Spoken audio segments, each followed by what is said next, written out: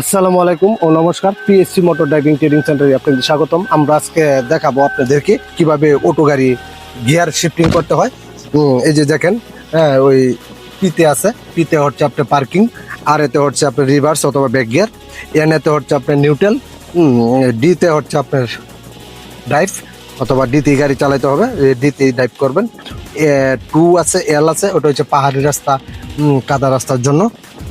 এরকম ভাবে আপনারা গিয়ারটা শিফটিং করবেন। এই যে দেখাইতেছি, যে আমরা প্রথমে গাড়ি স্টার্ট করলাম, স্টার্ট করার পরে ব্রেকে চাপ দিলাম, ব্রেকে চাপ দিয়ে পুশ বটমে চাপ দিয়ে পি থেকে ডি আনবো।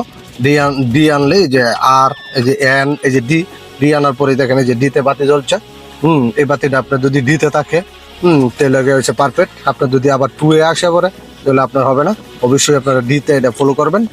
এরকম ভাবেই আপনারা অটো গাড়ি চালাবেন। আশা করি আপনারা গিয়ার বিষয়ে কোনো অভিজ্ঞতা আমি দিতে পারছি।